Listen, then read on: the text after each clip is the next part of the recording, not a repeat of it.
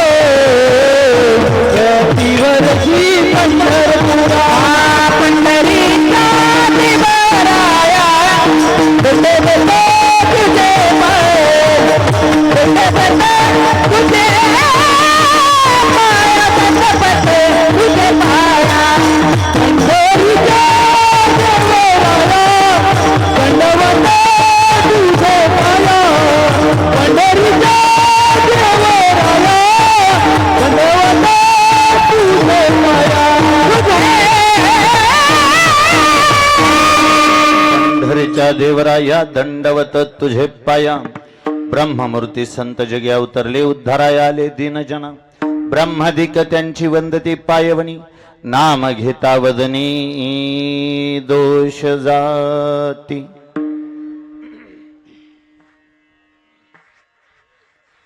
प्रस्तुत प्राप्त प्रसंगी कीर्तनरूपी सेवेसाठी निवडलेला भंग गायलेला भंग उच्चारलेला भंग अखंड महाराष्ट्राचा विचार करता अखंड विश्वाचा विचार करता या विश्वातील एक अधिकार संपन्न संत मुळात संत म्हटलं की त्याच्यापुढे विशेषत्वाने अधिकार संपन्न हा शब्द जोडावा लागत नाही या महाराष्ट्राच्या मातीमध्ये ज्ञान जेव्हा जेव्हा जन्म घेतं तेव्हा तेव्हा ते ज्ञानोबांसारखं दिसतं भक्तीनं माणसाचं रूप धारण केलं की भक्ती हुबेहूब नामदेवरायांसारखी दिसते शांती या गोष्टीला जर समजा हातपाय फुटले तर शांती नाथांसारखी दिसेल आणि ज्याला वैराग्य वैराग्य वैराग्य म्हणतात ते वैराग्य जर माणूस म्हणून जन्माला आलं तर ते हुबेहूब जगद्गुरु तुकोबारायांसारखं दिसेल त्यातही आणखी थोडं खरात महाराज महाराष्ट्राच्या मातीवर संतांचे असणारे उपकार सांगायचे झाले तर थोडं बारकाई नाही का ज्ञानोबांनी या संप्रदायाचा पाया रचला ज्ञानदेवे रचला पाया उभारिले देवालया या संप्रदायाच्या नामदेवरायांनी या संप्रदायाचा विस्तार केला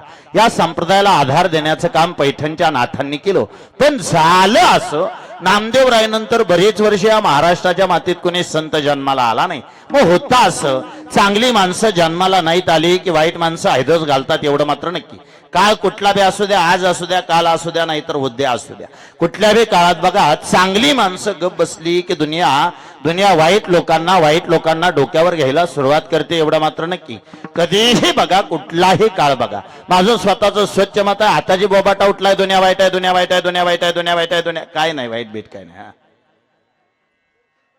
बसा थोडं ताटन सांगा मला आज दुनिया वाईट आहे चांगली कवा होती तेवढं सांगा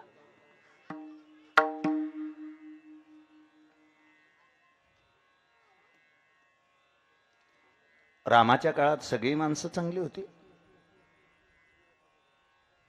सगळीच जर चांगली असती बहुतेक कैकईनं हातात पेढा घेतला होता आणि पेढा घेऊन कैकई निघाली होती जे दिसेल त्याला सांगत होती माझा राम राजा होणार आहे माझा राम राजा होणार आहे माझा राम राजा होणार आहे हा घ्या पेढा माझा राम राजा होणार आहे हा घ्या पेढा माझा राम राजा होणार आहे हा घ्या पेढा माझा राम राजा होणार आहे आणि एवढी सगळी तिची लगबग चालू असताना अचानक मंथरा समोर आली आणि ज्या क्षणाला मंथरा दिसली त्या क्षणाला कैकई मंथरेकडे गेली मंथरेच्या हातावर पेढा ठेवला आणि मंथरेला म्हणली हा घे पेढा माझा राम राजा होणार आहे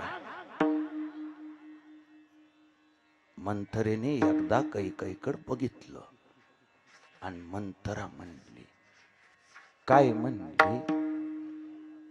म्हणली माझा राम राजा होणार आहे मंथरा म्हणली अजून एकदा म्हण काय म्हणली कान फुटलं काय तुझं ऐकू येत नाही वे म्हणले काय माझा राम राजा होणार आहे नीट ऐका सगळ्यांनी ताट बसून मंथरेने प्रश्न विचारला कुणाचा राम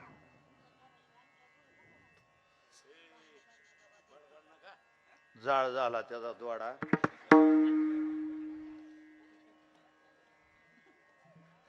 काय ग करावं नसल्याला बरं नाही आणि मला म्हणली ह्यांना चांगलं सांग आणि मी मंत्रीच सांगतोय हाय काय मंथरेच्या समोर ज्या क्षणाला काही उभा राहिली मंथरा तिला म्हणली काय म्हणली माझा राम राजा होणार आहे असल्या गुणानच म्हणली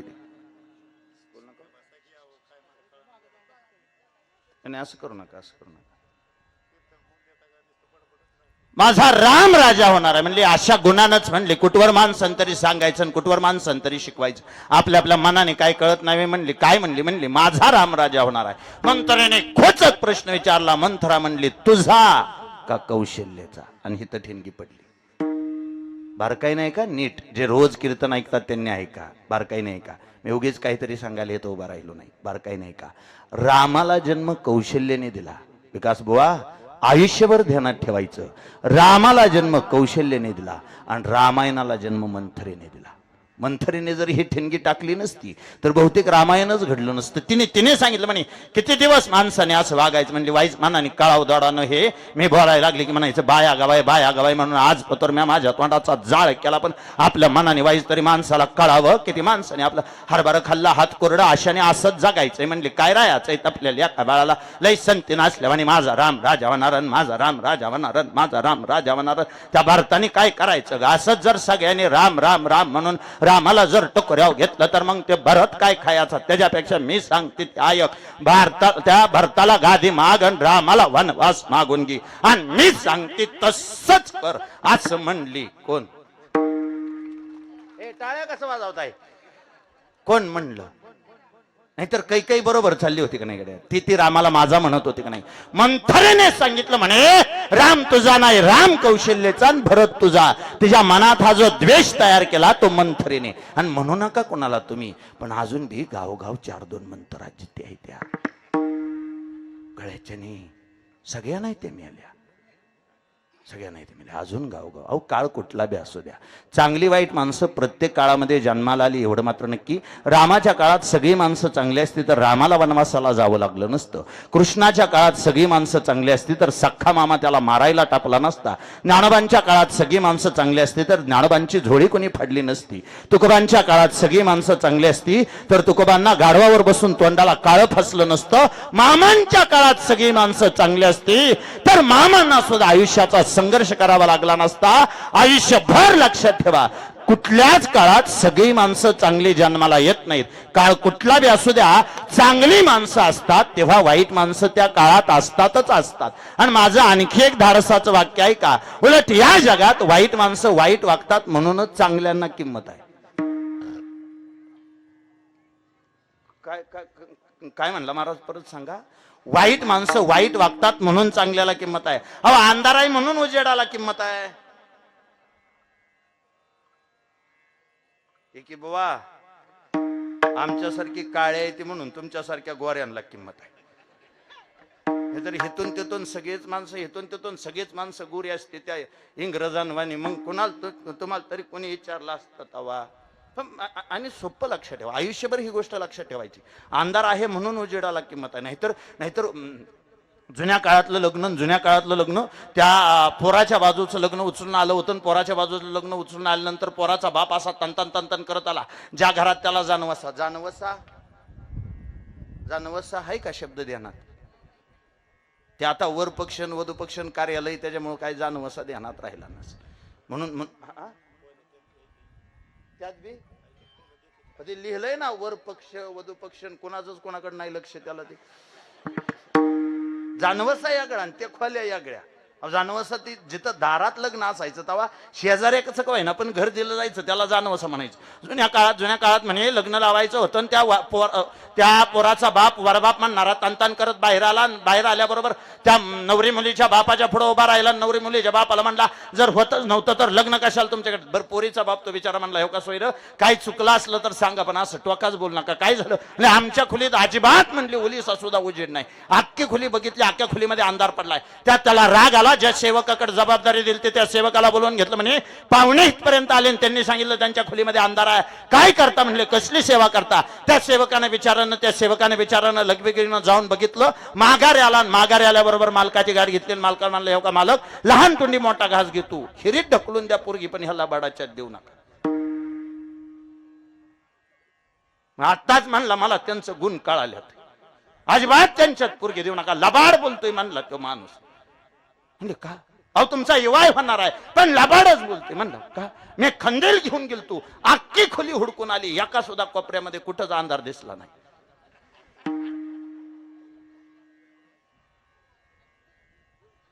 का म्हणून असताय व? चुकलंय काय?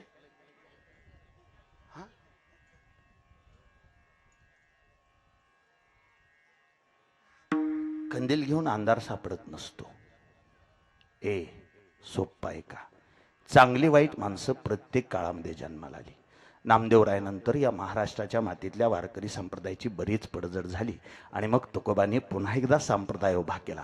सगळ्यांना विनंती केली, आमचा देव वेगळं बोलतो आणि आमचा संप्रदाय वेगळं बोलतो. आमचा देव म्हणतो याल तरी यारे लागे अवघे माझ्या मागे मागे, पण आमचा संप्रदाय तसा म्हणत नाही. आमचा संप्रदाय म्हणतो या संप्रदायात गरीब असलं तरी या, श्रीमंत असलं तरी या, लहान असलं तरी या, मोठं असलं तरी या, नर असलं तरी या, आणि नारी असली तरी यारे यारे लहान थोर यादी भलती नारी नार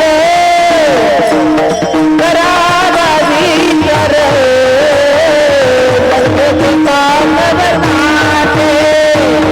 यारे लहान थोर यादी भलती नारी नार हे करावे यार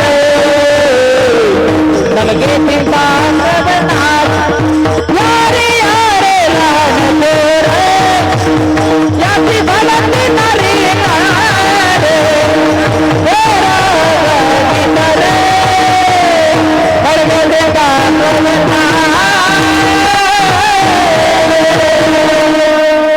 यारे यारे लहान थोर याती भलती नारी नर करावा विचार न लगे चिंता कवनाची, किंवा मग सकलांशी येथे आहे अधिकार कलियुगी उद्धार हरीच्या नामे.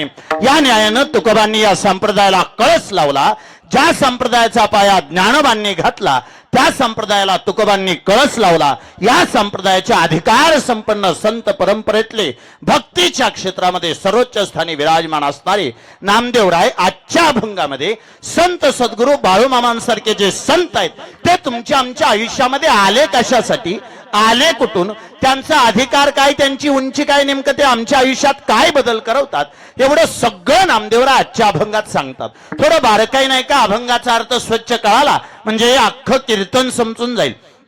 आजच्या कीर्तनामध्ये नामदेवरायांनी आजच्या अभंगामध्ये जे लिहिलं अतिशय सहज साधं सोपं लिहिलं. बहुतेक होता असं, अभंग ऐकण्यात नसला की मग अभंग कठीण वाटायला सुरुवात होतो. ह्याच्याऐवजी एखादा ऐकण्यातला अभंग असला म्हणजे तुम्हाला ते सोपं वाटलं असतं. पण जोपर्यंत तुम्हाला सगळ्यांना अभंगाचा अर्थ कळत नाही तोपर्यंत मी चरित्राला स्पर्श करणार नाही. मला सगळ्यांच्या समोर आजच्या अभंगाचा अर्थ स्वच्छ करायचा आहे. बारकाई नाही का आजच्या अभंगाचा अर्थ. नामदेवराय सांगतात, ब्रह्ममूर्ती संत जगी अवतरले. हे जे जगी अवतरलेले संत आहेत, मामांसारखे जे संत आहेत, हे मुळात असताना आहेत कोण, ब्रह्ममूर्ती आहेत. ब्रह्मदेवाचा जेवढा अधिकार आहे तेवढा मामांचा अधिकार आहे. ब्रह्मदेवाची मूर्ती जर हुबेहूब बघितली तर ब्रह्मदेवाची मूर्ती म्हणे ब्रह्मदेवाच्या मूर्तीला मामांचा अधिकार आणि मामांचा अधिकार ब्रह्मदेवाच्या मूर्तीपर्यंत. जगाच्या पाठीवरती जेवढे म्हणून ब्रह्म आहेत त्या सगळ्यांच्या मूर्ती तयार केल्या तर त्या मूर्ती मामांसारख्या दिसतील. ब्रह्ममूर्ती संत जगी अवतरले. अवतरले, अवतार. अवतार या शब्दाचा अर्थ काय सांगतो, बारकाई नाही का. समाधान बुवा आयुष्यभर लक्ष ठेवायचं, अवतार अवतार अवतार अवतार. बऱ्याचदा तुम्हाला अवतार हा शब्द ऐकायला मिळेल, पण अवतार म्हणजे नेमकं काय. ब्रह्ममूर्ती संत जगी अवतरले. अवतरले याचा अर्थ अवताराला आले. मग अवतार म्हणजे नेमकं काय सांगतो, बारकाई नाही का. आणि सगळ्यांच्या लक्षात राहील असं सांगतो. अवतार म्हणजे नेमकं काय, खालचा वर गेला की त्याला उद्धार म्हणायचं. काय काय, खालचा वर गेला की त्याला उद्धार म्हणायचं आणि वरचा खाली आला की त्याला अवतार म्हणायचं. सोपं आहे. खालचा वर गेला की त्याला उद्धार म्हणायचं आणि वरचा खाली आला की त्याला अवतार म्हणायचं. वरचा खाली आला की त्याला अवतार म्हणायचं. बरं, तो एकाच अवताराने आला असं नाही. सुरुवातीला तो अवताराला येताना मासा झालता. तो पंढरपूरचा देव अवताराला येताना सुरुवातीला मासा झाला. माशानंतर तो कासव झाला. कासवानंतर तो वराह झाला. आता वराह या शब्दाला दुसरा एक समानार्थी शब्द आहे, पण तो म्हणू नाही. आई म्हणते तिन्ही संच डुक्कर म्हणू नाही. नाहीतर वराह या शब्दाला दुसरा शब्द आहे डुक्कर. तुम्ही म्हणाल महाराज तुम्ही डुक्कर म्हणा, डुक्कर म्हणा, डुक्कर म्हणा, डुक्कर म्हणा, डुक्कर म्हणा, डुक्कर म्हणा, डुक्कर म्हणा, डुक्कर म्हणा, डुक्कर म्हणा, डुक्कर म्हणा. मी तुमचं नाही ऐकायचो. आईनं सांगितलंय डुक्कर म्हणू नको. मी नाहीच म्हणणार डुक्कर. तुम्ही जरी म्हणला, समजा चंदन बुवा म्हणले बुवा म्हणा, थोडं वाढवून देतो, तरी मी म्हणायचो नाही. काय काय म्हणायचो नाही. म्हणू नाही तिन्ही संच काय डुक्कर म्हणू नाही. म्हणत जाऊ नका. काय डुक्कर तर म्हणायच नाही. एखादं म्हणाल तुम्हाला म्हणा, आपण म्हणायचंच नाही. काय डुक्कर. आई म्हणते दोष लागतो. त्याचा तिसरा अवतार वराहाचा. पहिला माशाचा, दुसरा कासवाचा, तिसरा वराहाचा, चौथा नरसिंहाचा, पाचवा वामनाचा, सहावा तो परशुराम झाला, सातव्यात राम झाला, आठव्यात कृष्ण झाला. आणि सगळ्या अवताराचा कंटाळा आला म्हणून पंढरपुरात येऊन उभा राहिला. मी सांगू, तो प्रत्येक वेळी देव म्हणूनच अवताराला येतो असं काही नाही. कधी कधी रखुमाईच्या पोटी ज्ञानोबा होतो, कधी कनकाईच्या पोटी तुकोबा होतो, तर कधी तो जगाचा मालक या जगात इंद्रा मातेच्या पोटी बाळूमामा होतो. एवढं मात्र नक्की आहे, तो अवताराला येतो ब्रह्ममूर्ती संत जगी अवतरले. आले कशासाठी? मुळात मामांचा अवतार कशासाठी? अवतार तुम्हा धराया कारण, उद्धाराया जन, उद्धाराया जड, उद्धाराया जीवा. जनाचा उद्धार करण्यासाठी बाळूमामा, जडाचा उद्धार करण्यासाठी बाळूमामा आणि जीवाचा उद्धार करण्यासाठी बाळूमामा. ऐका, ज्या भागात पाऊस पडत नव्हता तिथं पाऊस पडला, जनाचा उद्धार केला. आत्मापूरच्या माळाच्या डोंगरात त्या दगडांना सुद्धा मेंढ्या राखण्या एवढं सामर्थ्य तयार केलं, जडाचा उद्धार केला. आणि तुमच्या माझ्यासाठी तो आत्मापूरचा राजा आज या काटी गावामध्ये आला, जीवाचा उद्धार केला. मेंढी माऊलीला स्वतःच्या जवळ ठेवलं, जीवाचा उद्धार केला. अवतार तुम्हा धराया कारण, उद्धाराया जन जड जीवा. महाराज ब्रह्ममूर्ती संत जगी अवतरली, उद्धाराया आले दीन जना. मग दीन म्हणजे नेमकं काय?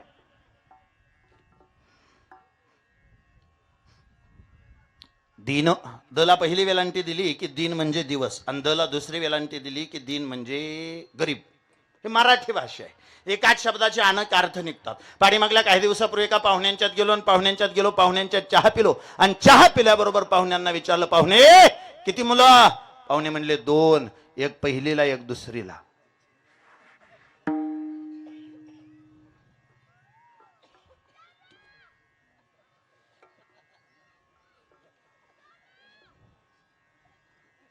पाहुणे म्हणले 2, एक पहिलीला एक दुसरीला. मला कळालंच नाही. मी म्हणलं दुसरं का केलं? नाही म्हणले महाराज असं नाही, एक पहिलीला एक दुसरीला म्हणजे तसं नाही. एक इयत्ता पहिलीला आणि एक इयत्ता दुसऱ्या. हा हा हा हा हा हा मग माझ्या ध्यानात आलं, माझ्या परत पुन्हा ध्यानात आलं. सुरुवातीला माझ्या लक्षातच आलं नाही. पाहुणे मराठी भाषा आहे, 2 अर्थाने चालते. द या शब्दाला पहिली वेलांटी दिली की दिन म्हणजे दिवस, आणि द या शब्दाला दुसरी वेलांटी दिली की दिन म्हणजे गरीब. उद्धाराय आले दीन जना. ऐका, गरीबासाठी तो देव अवताराला आला. त्या देवाचं नाव आहे संत सद्गुरू बाळूमामा. सगळ्यांच्या कल्याणासाठी जो देव अवताराला आला त्या देवाचं नाव आहे बाळूमामा. नाहीतर माऊली बुवा थोडं धाडसाने ऐका, महाराष्ट्राच्या मातीवर सगळ्यात जास्त कीर्तनाला गर्दी मामांच्या तळावर असते. हे तुम्हाला मान्य करावं लागेल, हे तुम्हाला मान्य करावं लागेल. कारण बाकीच्या ठिकाणी तुम्हाला चालून जावं लागतं. हा आदमापूरचा राजा तुमच्या दारात येऊन उभा राहतो, तुम्हाला दर्शन देतो. हे सामर्थ्य जगाच्या पाठीवर दुसऱ्या कोणीकडे नाही. कीर्तनाला कधीच न येणारी माणसं कीर्तनाला येऊन बसायला लागली, कीर्तन ऐकायला लागली. ही बाळूमामांची कृपा आहे. कारण हा देव येतानाच कुणा जाहीरदारासाठी अवताराला आला नाही, उद्धाराया आला दीन जना. महाराज बाळूमामा गोरगरिबांच्या कल्याणासाठी अवताराला आले हे कळालं. पण त्यांचा नेमका अधिकार काय, त्यांची नेमकी उंची काय? ब्रह्मदिक त्यांची वंदती पायवनी. ब्रह्मदेवा सहित बाकीचे सर्व देव त्यांच्या चरणाचं दर्शन घेतात, त्यांची वंदती पायवनी. बर ते सगळे त्यांच्या चरणाचं दर्शन घेतात, आम्हाला फायदा काय? अरे तुमच्या मुखातून नुसतं बाळूमामा हा शब्द आला तरी नाम घेता वदने दोष दाती. बोला बोला बाळूमामाच्या नावाने. एवढं म्हणलं तरी दोष जातात. ज्ञानदेव ज्ञानदेव म्हणता ज्ञानदेव देतो, वासुदेवची होतो वदनीव देतो. ऐका गड्या तुकाराम नाम घेता कापेयम. तसं मामांच्या दरबारात आलं, मामांचं नुसतं नाव जरी घेतलं पुण्यवंत व्हावे घेता सज्जनाची नावे. या न्यायानं मामाचं नाव तुम्हाला कल्याण करून, तुमच्या आयुष्याचं कल्याण करून देऊ शकतं. अधिकार एवढा मोठा आहे. ब्रह्मादिक त्यांची वंदती पायवनी. तुम्हाला आम्हाला फायदा असा होईल, नाम घेता वदने दोष जाते.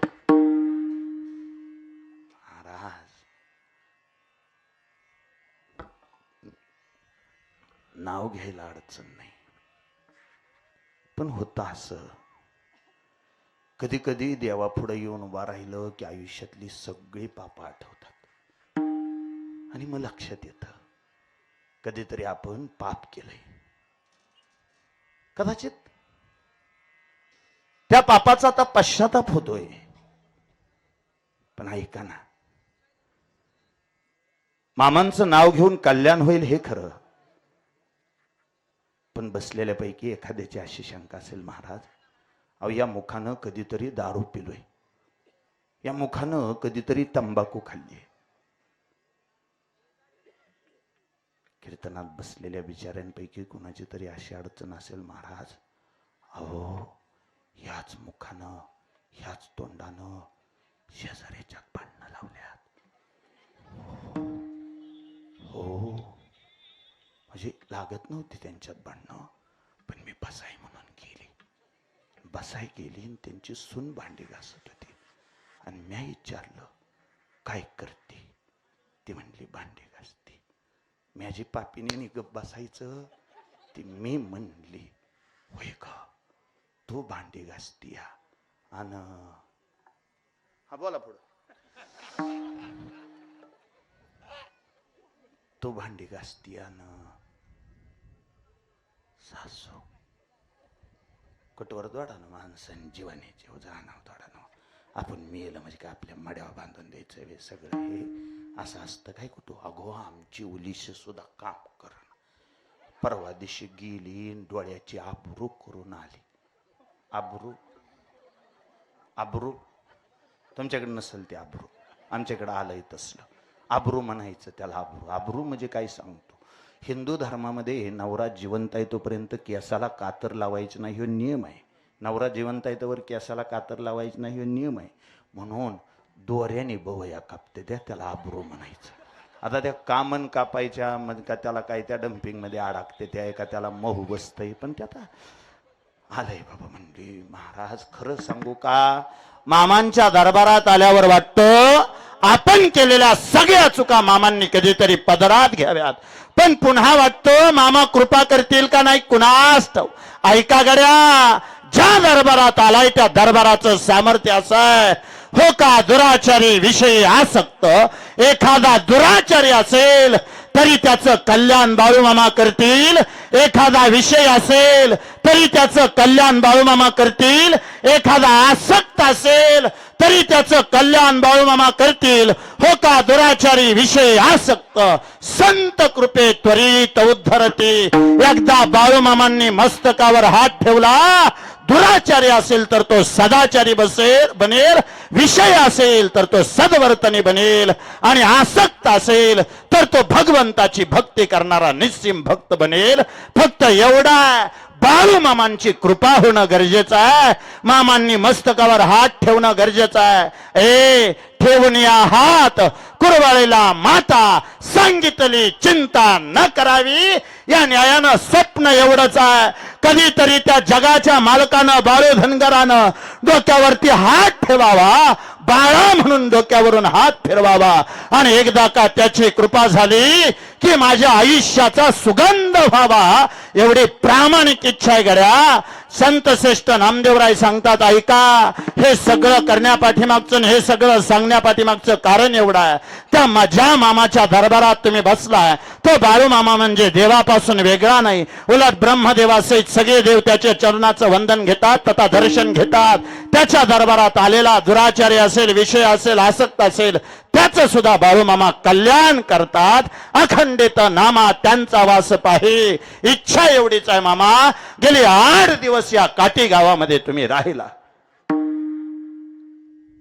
मामा 8 दिवसात जसं जमलं तसं तुमची सेवा केली. कुणी आलं दर्शन घेतलं माघारी गेलं, कुणी आलं कपाळाला भंडारा लावला माघारी गेलं, कुणी आलं प्रसाद घेतला माघारी गेलं, कुणी प्रसादासाठी मदत केली. मला आल्याला सांगितलं, म्हणले प्रचंड मोठा उत्साह चालू आहे. म्हटले प्रसादासाठी गर्दी आहे, त्याचबरोबर प्रसाद देण्यासाठी गर्दी आहे, खाण्यासाठी गर्दी बरीच असते. एवढं चांगलं वाटतं, एक 8 दिवस झालं या काटे गावामध्ये प्रसाद देण्यासाठी माणसांची गर्दी आहे. आमच्या पंक्ती घ्या, आमच्या पंक्ती घ्या, आमच्याकडून अन्नदान घ्या असं म्हणतायत. मी थोडं सोपं सांगतो गड्या. 8 दिवस तो जगाचा मालक ह्या काठी गावामध्ये राहिला आणि प्रत्येकाच्या काळजात जगाच्या मालकानं घर केलं. ह्यो बाळूमामा प्रत्येकाला आपला वाटायला लागला. मी तुमच्या पुढं उभा राहताना मला काही त्यांनी बोला म्हणून सांगितलं नाही, मला असं म्हणा म्हणून बी सांगितलं नाही. माझी समस्त ग्रामस्थ काठीवासियांना विनंती आहे, हा जगाचा मालक 8 दिवस तुमच्या गावात राहतोय, ह्या मातीत राहतोय, या पांढरीत राहतोय. ह्या पांढरीत काहीतरी पुण्य एवढं मात्र नक्की, ही पांढरी पवित्र आहे एवढं मात्र नक्की, ह्या मातीचा कण ना कण मामांच्या कृपेनं पुलकित झाला एवढं मात्र नक्की. 8 दिवस जशी मामांची काळजी घेतली, 8 दिवस जशी बकऱ्यांची काळजी घेतली, मेंढक्यांची काळजी घेतली, हे बघा जोपर्यंत देव राहतोय तोपर्यंत देवाला राहू द्या. बकऱ्यांची तेवढीच प्रेमाने काळजी घ्या, मेंढक्यांची तेवढीच प्रेमाने काळजी घ्या. एवढी सगळी काळजी घेतली म्हणजे कुठल्या मेंढक्याच्या रूपातून बाळूमामा जीवन जाईल सांगता येत नाही, कुठल्या मेंढी माऊलीच्या रूपानं येऊन ते आशीर्वाद देऊन जाईल सांगता येत नाही. त्या जगाच्या बापाचा, जगाच्या मालकाचा अधिकार एवढा मोठा आहे माऊली बुवा. नामदेवराय सांगतात, अखंडित नामा त्यांचा वास पाहे, वास म्हणजे त्यांची संगती घडावी. निशिदिने ध्याय सत्संगती, निशा म्हणजे रात्र, निशिदिने ध्याय, निशिदिनी दिवस रात्र त्यांचे संगत घडावी. त्यांची संगत म्हणजे नेमकी कुणाची संगत? ज्यांचं दर्शन ब्रह्मदेवासहित सगळे देव घेतात त्यांची संगत घडावी. जे ब्रह्मदेवापासून वेगळे नाहीत, इतर देवांपासून वेगळे नाहीत, त्यांची संगत घडावी. ज्यांच्या दरबारात आल्यानंतर दुराचारी माणूस सदाचारी होतो, ज्यांच्या दरबारात आल्यानंतर एखादा वाईट माणूस जरी आला तरी तो चांगल्या मार्गाला लागतो, अशा बाळूमामाची सदैव संगत घडावी. काहीसा या अर्थाचा 4 चरणाचा अतिशय गोड, अतिशय समर्पक आजच्या सेवेला साजेसा असणारा अभंग. विठ्ठल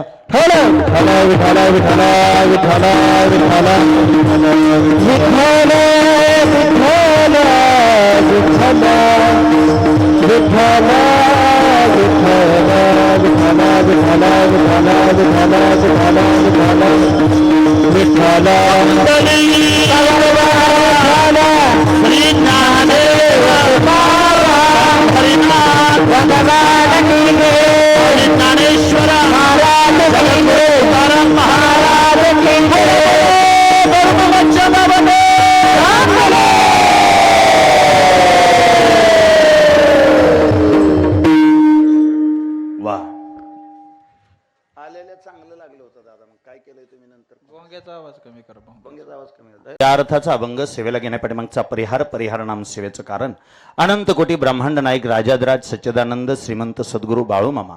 त्या बाळूमामांचा बग्गा नंबर 14, पालखी नंबर 14, तळ नंबर 14, कारभारी हालाप्पा कारभारी. आणि हालाप्पा कारभाऱ्यांच्या मार्गदर्शनाखाली एक अतिशय शिस्तबद्ध बग्गा. ह्या बग्ग्याबद्दल मला प्रचंड आदर वाटला. ह्या बग्ग्यातली सगळी मेंढकी आहेत ते प्रचंड, ह्याच नाही सगळ्याच बग्ग्यावरचे मेंढके आहेत ते प्रचंड सेवाभावी वृत्तीने आलेत. आलेल्या सगळ्याच मेंढक्यांना वाटतं तेवढं हलक्यात घेऊ नका.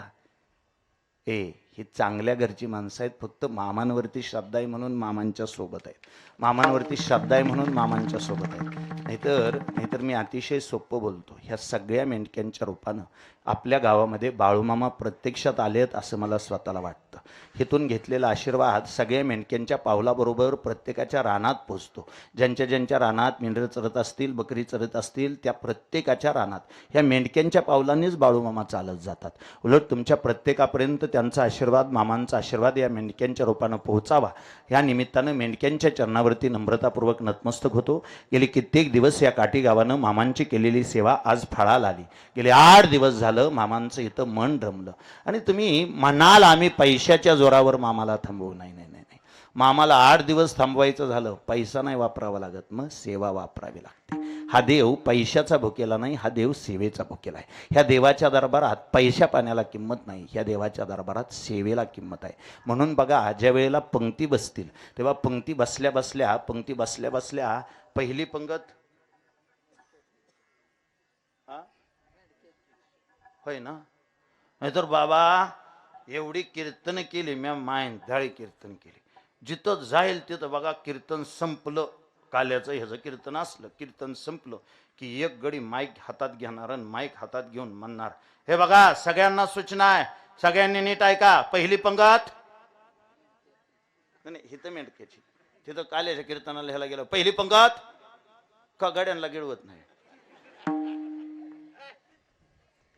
कुठं बघा तुम्ही, हितच नाही तर तुम्ही कुठं बघा, पहिली पंगत. कारण सांग काय, ऐका, त्या माझ्या बहिणी आहेत, त्यामुळे मी त्यांचा अपमान एवढा सुद्धा होऊन देणार नाही. पहिली पंगत महिलांची. हे कुठं असतं? काल्याच्या कीर्तनात. घरी जेवायला बसल्यावर आधी कोण? पुरुष का स्त्री? आधी त्यांना वाढायचं. ती असली बिचारी चांगली तर आधी त्यांना वाढायचं.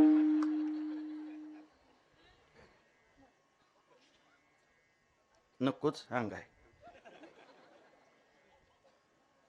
आता आम्ही एवढं सकाळपासून मी कीर्तनावून आता घरी जायला तरी 10-11 वाजता, 11 वाजल्यावर म्हणणार आलं बाया कीर्तन.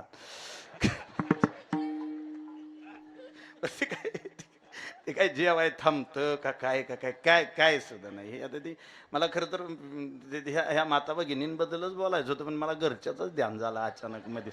काय गरजच नव्हती. खरं तर 12 वर्ष झाली विकास बुवा माझ्या लग्नाला. 12 वर्ष. माझी एक अडचण झाली. 12 वर्षात लग्नात आलेल्या सगळ्या वस्तू खराब झाल्या, एकच सुधारली. बाकीच्या सगळ्या खराब झाल्या.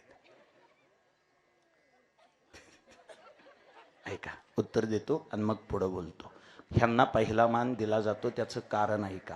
घरात जेवायला बसलं तर पहिला मान पुरुषाचा आहे. घरात जेवायला बसलं तर पहिला मान पुरुषाचा आहे. आज तुम्ही कीर्तनात बी बघा, पुरुष जास्त आहेत का महिला?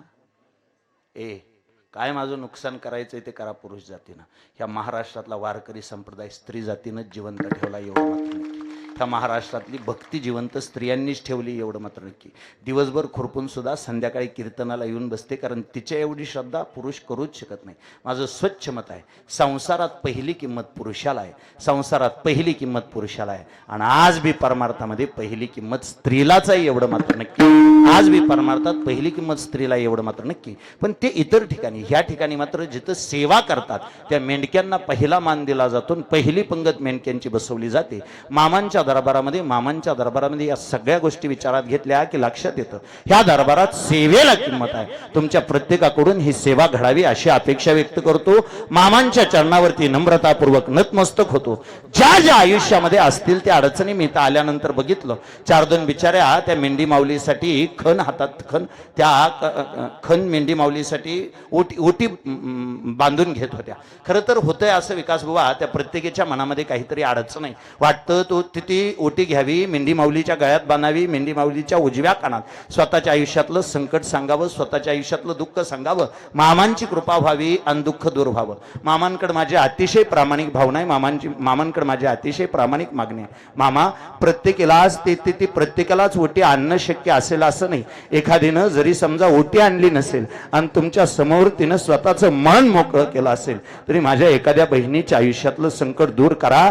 प्रत्येकीच्या आयुष्यामध्ये आनंदाचे दिवस येऊ द्या, प्रत्येकीला सुखाचे दिवस येऊ द्या. उलट आज तुम्ही आल्यामुळं मामा आमचे आयुष्य उजळून गेले, एवढं मात्र नाही. उजळले भाग्य आता,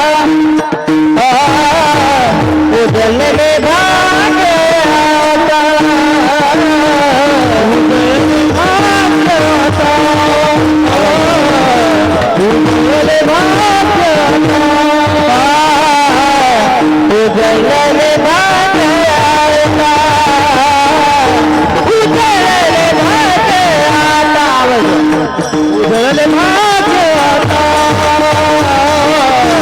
उजळले भाग्य आता. अवघी चिंता मरली, अवघी चिंता मरली, संत दर्शनी आला,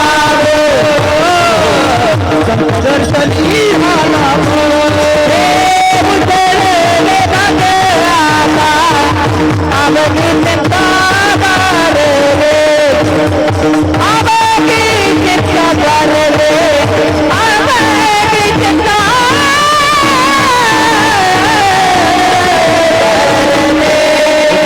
भाग्य आता, अवघी चिंता वरली, संत दर्शने हा लाभ, पद्मनाभ जोडीला. तुम्हा सर्वांच्या आयुष्याचं कल्याण मामांच्या रूपानं व्हावं ही प्रार्थना व्यक्त करतो आणि मामांच्या दरबारात थोडासा का होईना पण मामांच्या चरित्राला स्पर्श करतो. अगदी सोपा आहे का, साधा आहे का? गेली 7 दिवस झालं तुम्ही ऐकताय. त्यापेक्षा वेगळं मला काही सांगता यायचं नाही आणि त्यापेक्षा वेगळा मी सांगायचो बी नाही. मला अतिशय सहज साधं सोपं मामांचं चरित्र सांगायचंय. मामांच्या चरित्रातल्या काही बारकाईच्या गोष्टी फक्त तुमच्या समोर मांडतो. मामांचं चरित्र सांगत असताना थोडा बारकावा ऐका. मुळात मामांच्या कुटुंबाच्या बाबतीत विचार करता हे मूळ कुटुंब कर्नाटकातलं. मूळ आडनाव आरभावे, मामांचं आडनाव आरभावे. मूळ पुरुषाचं नाव बाळाप्पा आणि बाळाप्पाच्या पोटी जन्म झाला मायाप्पाचा. मायाप्पाचा विवाह आप्पाच्या वाडीच्या सुंदरा मातेशी झाला. सुंदरा माता म्हणजे हलसिद्धनाथाची निस्सीम भक्त. त्या सुंदरा मात्याने हलसिद्धनाथाची प्रचंड भक्ती केली होती आणि प्रचंड भक्ती केल्याकारणे, नीट ऐका माऊली बुवा, भक्तीनं अंतकरण पवित्र होतं आणि अंतकरण पवित्र झालं तरच ती भक्ती. पुराण तर तुम्ही एवढं उन्हात अनाचं मेंढर राखताय, एवढं बकऱ्यांच्या पाठीमागं फिरताय, हे तुम्ही करताय ती मामांची सेवा आहे, मामांची भक्ती आहे. ह्या भक्तीचं अंतिम फळ काय? अंतकरण शुद्ध झालं पाहिजे. पायात काटा मोडल पण मनात काटा नाही रुतला पाहिजे. पायाला थोडी घाण लागल पण मनाला घाण नाही राहिली पाहिजे. नाही नरमळ मन काय करील साबण. ऐका गड्या, सहज साधं सोपं सांगतो. भक्तीचं अंतिम साध्य अंतकरण पवित्र करणं. आणि आता बी तुम्ही सगळे दरबारात येऊन बसलाय का हे करू नका. हिथं आलाय ना, फक्त मन स्वच्छ करून जा. तर रोज फिरतोय, वेगवेगळे अनुभव आहेत विकास बुवा, प्रचंड भयंकर अनुभव आहेत. माणसं मामाच्या तळावर आल्यानंतर तेवढ्या पुरतं गोड ऐकतात. कीर्तन ऐकताना एवढं काळजीपूर्वक ऐकतात. कीर्तनात बसले की म्हणतात, बुवा सांगतोय ते बरोबर आहे, बुवा सांगतोय ते बरोबर आहे, बुवा सांगतोय ते बरोबर आहे. घरी गेलं चप्पल काढली की मनात येतं. दांदा असतो त्या लोकांचा.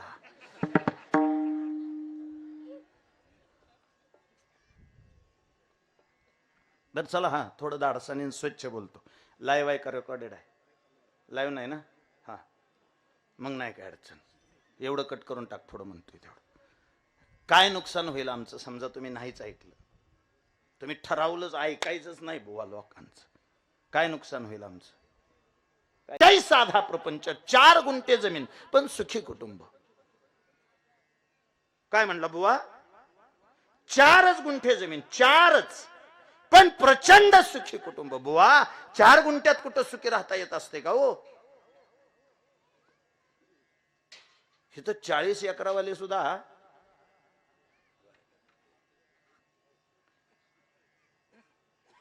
ताट बसत असला तर सांगू का एक वाक्य? मामाच्या दरबारात आलाय तर एवढा ऐकूनच जा. 4 गुंठ्यात सुद्धा सुखी राहता येतं. सुखी राहण्यासाठी जास्त खर्च येत नाही. सुखी राहण्यासाठी जास्त खर्च येत नाही. आम्ही लय सुखात आहे ही शेजाऱ्याला दाखवायचाच खर्च येतो. सध्या तुमची धडपड सुखी राहण्यासाठी आहे का शेजाऱ्याला दाखवायसाठी आहे? सोडा, उजवा सोडा, डावा सोडा, कवल सोडा, मला कळू दे की नेमकी धडपड कशासाठी? खरंच सुख पाहिजे का शेजाऱ्याला दाखवायचंय? कुठलं गत आहे? तसं असतं तर एवढं धडपडावंच लागलं नसतं. एका म्हातारीनं नथ केली, नथ तिला नाक होतं म्हणून तिने नथ केली. चला, तिने नथ केली ना, अख्ख्या गावात हिंडली, अख्ख्या काठीत हिंडली. तिला कोणी विचारलंच नाही कवा केली म्हणून. आणि जातीला सवय एक वाईट, जर कोणी नाही विचारलं तर लय त्रास होतो त्यांना. एखादी वस्तू साडी नवीन घेतली, अंगावर नेसल्याबरोबर वाटतं तिने हिचरावं, कुठून आणली केवढ्याची. एखादा सोन्याला किंमत आहे म्हणजे ते लय मौल्यवान आहे म्हणून नाही, ह्या एकामेकीला जाळायसाठी त्याचा वापर करतात म्हणून त्याला जास्त किंमत आली. तिने नथ केली, अख्ख्या गावात हिंडली, अख्ख्या काठीत हिंडली. जी बिचारी दिसल तिला उगच म्हणायची काय चाललंय, कसं काय चाललंय, पण दिवसभर म्हातारीला थांबवलं नको. दिवसभर म्हातारीला कुणीच काही विचारलं नाही. शेवट म्हातारीला राग आला. म्हातारीनं दारात होती ती गंज पिटवून दिली ना, अख्खं गाव ठो ठो ठो करत पळत आलं. जशी म्हातारी दिसली तशी या शेजारणीनं बघितलं, त्या जाळात तिची नथ चमकली. तेव्हा म्हातारीला म्हणली, आत्या नथ कवा केली? तुझा जाळ केला म्हणली. तर अशीच सकाळी विचारलं असतं तर गंज पेटवाव लागले असते का? नाही, नीट आहे का की धडपड आमची सुखी राहण्यासाठी नाही हो. सोपं बोलतो, स्त्री पुरुष सगळ्यांनीच ऐका. सुखी राहण्याचा सगळ्यात सोपा मंत्र मामांच्या दरबारात सांगतो. चांगले दिवस आले तर डोक्यात जाऊन द्यायचे नाहीत आणि वाईट दिवस आले तर काळजाला लावून घ्यायचे नाहीत. काय म्हणला बुवा? चांगले दिवस आले तर डोक्यात जाऊन द्यायचे नाहीत आणि वाईट दिवस आले काळजाला लावून घ्यायचे नाहीत. चांगले वाईट दिवस हे काळानुसार येत असतात, जात असतात. रावाचा रंक होतो, रंकाचा राव होतो. एका रात्रीत माणसाचं नशीब बदलू शकतं. एका रात्रीत तो भिकारी बी होऊ शकतो आणि एका रात्रीत राजा बी होऊ शकतो. एक गाणं म्हणून प्रसिद्ध झालेली ती बिचारी रानू मंडल. एक गाणं म्हणली, एसीत गेली आणि तिथं गेल्यावर गुण उदालं पुन्हा रस्त्यावर. नाही हे बी सगळ्याला नाही. साध्य बऱ्याच जणाला जमतं, क्षेम सगळ्यांनाच जमत नाही. कमावणं बऱ्याच जणाला जमतं, कमावल्याला टिकावणं बऱ्याच जणाला जमत नाही. माझं स्वच्छ मत आहे, थोडं आलं म्हणून गर्व करू नका, थोडं आलं म्हणून घमेंट करू नका. चालणारी दोन पावलं विसंगत चालतात. पुढचं पाऊल पुढाय, मागचं पाऊल मागाय. पुढच्यानं पुढाय म्हणून गर्व करायचं नाही, मागच्यानं मागाय म्हणून लाज वाटू द्यायची नाही. प्रत्येकाचा काळ असतो, प्रत्येकाची परिस्थिती असते, प्रत्येकाची वेळ असते. फक्त एक आहे, चांगला काळाला नम्र राहा आणि वाईट काळाला प्रामाणिक राहा. दोन्ही काळामध्ये स्वतःची साथ कधी सोडू नका. चांगले वाईट काळ हे येत असतात, जात असतात. माणसाने फक्त स्वतःची नीतिमत्ता कधी बदलायची नाही. माणसाने फक्त स्वतःचे नीतिधर्म कधी सोडायचं नाही. मामा सुद्धा सांगतात ऐका, नीतीने राहावे, कमी नाही होत. आणि उन्मत्ताला मामा शासन करीत, नीतीने राहिला उभ्या आयुष्यात काही कमी पडायचं नाही. आणि उन्मत्तपणे वागायला लागला काहीच राहायचं नाही. बरं, बाकीच्यांबद्दल बोलण्यापेक्षा काय माझी गरज आहे? बाकीच्यांबद्दल बोलण्यापेक्षा विकी बुवा, मला पाठी मागल्या काही दिवसापूर्वी त्या चेन्नईला कीर्तनाला नेलतं त्या लोकांनी. चेन्नईला लांब आहे, चेन्नई कुठं आहे ती काय ध्यानात बी आलं नाही, पण लांब आहे. मी चेन्नईला कीर्तनाला गेलो. विकास बुवा, पण माझी अडचण अशी झाली, मी चेन्नईचं कीर्तन घेतलं आणि ती डायरी जवळ नसल्यामुळं एक गोष्ट चुकली. काय चुकली? चेन्नईचं कीर्तन लिहिलं रात्री 9 ते 11चं. चेन्नईचं कीर्तन घेतलं रात्री 9 ते 11चं आणि दुसऱ्या दिवशी सकाळी कीर्तन घेतलं इथं फलटण तालुक्यात सोनवडीला, वरिष्ठ सरादाचं. कुणी भागवताचार्य, कुणी रामायणाचार्य, मी मपला वर्ष श्राद्धाचार्य. काय आपल्या पुढं भागवताचार्य नको, रामायणाचार्य नको. हाय 1 जूनला पुन्हा काठीतच. चला, आपलं वर्ष श्राद्ध. मी वर्ष श्राद्धाची कीर्तन सहजासहजी सोडत नाही. आपण माझी अडचण अशी झाली, खरात पाहुणे माझ्याकडून चुकलं काय? चेन्नईचं कीर्तन घेतलं मी रात्री 9 ते 11चं आणि दुसऱ्या दिवशी कीर्तन घेतलं सकाळी 10 ते 12चं सोनवडीत फलटण तालुक्यात. आता हे कसं शक्य आहे? आता येताना मी बघा, आता ते मांदळीत कीर्तन करून आलोय. आत्माराम बाबांची मांदळी माहिती आहे का? आत्माराम बाबांची मांदळी, आत्माराम बाबांच्या त्या पवित्र त्या गाभाऱ्याच्या शेजारी मी आता कीर्तन करून आलो. 2 ते 4 हिशोबानुसार 2 ते 4चं 4:15 4:30ला सुटलं आणि ते तिथनं मी इथपर्यंत प्रवास करून आलो. पण हे असं हे बरं होतं. हे अंतर तुम्हाला मी खात्रीशीर सांगितलं होतं. बरोबर 6:30 वाजता मी तुमच्याजवळ पोहोचेल. बरोबर 6:30 वाजता मी तुमच्याजवळ पोहोचलो होतो. पण तिथं त्यावेळी चूक अशी झाली विकास बुवा, चेन्नईचं कीर्तन घेतलं रात्री 9 ते 11 आणि दुसऱ्या दिवशी फलटण तालुक्यातलं कीर्तन घेतलं सोनवडीतलं सकाळी 10 ते 12. आता चेन्नई कुठं, फलटण तालुका कुठं, सोनवडी कुठं. मस्त माझ्या जीवाला कटाळा आलता. घसा थकला होता. घसा म्हणत होता थांब आणि खिसा म्हणत होता चला बुवा चला, आपल्याला गेलं पाहिजे. पण ती चेन्नईतली माणसं प्रचंड चांगली, प्रचंड श्रीमंत माणसं. धाडसा नाही का, एका टनाचं लायसन आहे सोन्याचं. ज्याला दुसऱ्याचं चांगलं ऐकून पोटात दुखतं त्यांनी ऐकू बी नका. हे आकडे एका टनाचं लायसन आहे सोन्याचं.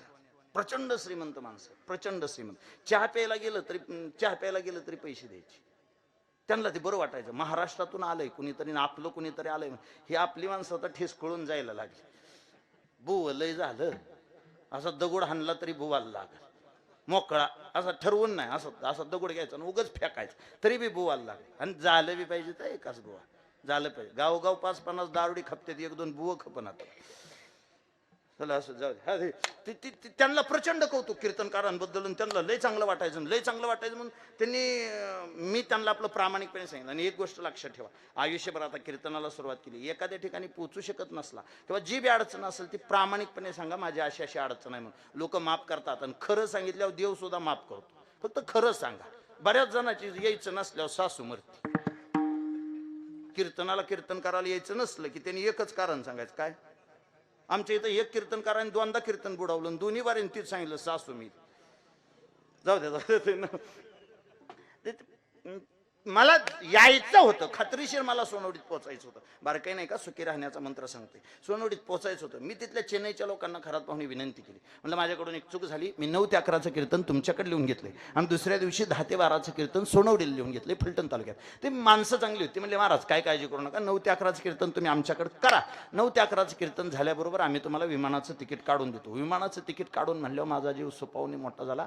आमल्या पहिल्यांदा येऊनात बसायचा होता, नाहीतर आमल्याला कोणी येऊनात बसावं. आमल्या येऊनात बसायचा होता. आमल्याच्या जेवाला आनंद वाटला. आमल्या त्यांना होय म्हणला ठीक आहे मग चालतंय म्हणलं. चालतंय म्हणल्यावर मग त्यांनी ठरवलं बाबा, म्हणले 9 ते 11 कीर्तन करा, तुम्हाला आम्ही विमानाचं तिकीट काढून देतो. 2 तासात म्हणले तुम्ही पुण्यात उतरचाल, पहाटेचं पुण्यात उतरा आणि फलटणला पोहोचणं काय तुम्हाला लय अवघड नाही. माझ्या जीवाला आनंद वाटला. मला ती कीर्तन सापडतं ह्याचा आनंद नव्हता. उद घालायचंय, कुणीही उदाला आडवं जाऊ नका, वाघरेला कुणी स्पर्श करू नका, अजिबात कुणी आडवं जाऊ नका, उभा राहू नका, खाली बसा, सगळेजण उद घालायचंय. ऐका आता ते माझ्या जीवाला त्या गोष्टीचा आनंद मी बरोबर 11 वाजता कीर्तन नाही संपलं कसं आपलं असल्या 11:15 संपलं. 11:15 कीर्तन संपलं. 11:30 वाजता मला त्यांची गाडी त्यांनी दिली. 1.5 कोटी रुपयाची गाडी. आजपर्यंत नुसती बघितली होती. आपल्याला कशाला तसल्या गाडीत बसायला गावले, पण बस नका. बसला आमल्या तिथं पुढल्या सीटला बसला आणि बसल्याबरोबर काय त्या ड्रायव्हरने बटन दाबलं, असं सीट असं. वा वा आनंद वाटला. आणि गाडी बरोबर गेटला गेली. जिथं गेट होतं तिथं गाडी गेटला तिथं तसलं वॉचमन हे ते दारात उभा. त्या वॉचमॅनने असं सल्यूट केला. कोणाला? कोण म्हणलं आमल्याला? आमल्या म्हणताय वॉचमॅनने असं सल्यूट केला. जसा वॉचमॅनने सल्यूट केला तसं मला आमदार नाही तसं मला बरं वाटलं. म्हणलं वा काय म्हणलं आपल्याला किंमत आहे राव. माणसं आपल्याला कोटी रुपयाच्या गाडीत बसवतायत, माणसं आपल्याला सल्यूट करतायत. आणि त्या क्षणाला त्यांनी मला विमानतळावर नेऊन सोडलं. ह्याच पोशाखावर बसलो. माझं एक ठरलं होतं, ह्या पोशाखामुळे बसतोय, ह्याच पोशाखावर बसायचं. पोशाख बदलायचं नाही. आहे असं मी विमानात बसलो. विकी बाबा जसं मी विमानात बसलो तशी ती बिचारी आली. सर म्हणायला लागलो. मला वाटलं वळखती कुणाच ठेव आपल्याला, नाहीतर आता कोण आपल्याला सर म्हणतंय तेव्हा. ते एक लोन थकलं. ती एक बिचारी फोन केल्यावर सर म्हणते बघा, सर तेवढं पैसे भरा. आणि ती दुसरी ही विमानातली सर म्हणायला लागली. माझ्या जीवाला बरं वाटायला लागलं. आणि ती मला का कुणाच ठेव विमान जसं वर जाणार तेव्हा ती म्हणली सर बेल्ट लावा. म्हणलं इडे काय धोत्राला बेल्ट असतोय? नाही ते तसं असं बांधा. म्हणले ते असं बांध काय आपल्याला करायचं. विमानात बसल्यावर एवढा आनंद वाटला. वा म्हणलं आजपर्यंत घरातून बाहेर येऊन अवकाशातलं विमान बघणारी माणसं आपण. आयुष्यभर बापाने ऊस तोडला माझ्या, आयुष्यभर आईने खुरपानं केली माझ्या जीवाला आनंद वाटला. काय ज्ञानोबा तुकोबांनी बाळूमामाने कृपा केली. गोरगरिबाचं लेकरू त्यांनी येऊनात बसावलं. माझ्या जीवाला आनंद वाटला.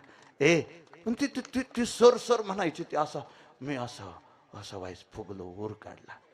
बरोबर बघा त्यांनी मला 3च्या सुमाराला पुण्यात सोडलं. पण पुण्यात नाही यायचं कसं, रिक्षा केली. जिथं हडपसरला गाडी तळावर बघा हात करून आपल्या फलटणकडे गाड्या येतात, तिथं उभा राहिलो. तिथं हात केला. कोण थांबतो तेव्हा? एक ट्रकवाला थांबला ट्रकवाला. आणि त्याने मला सांगितलं बुवा पोशेगावने वळखलं. बुवा बसावतो पण गप बसायला का मला शिंगा आहे ती गप बसायचा. म्हणलं बरं ठीक आहे म्हणलं, बसतो शांत बसतो.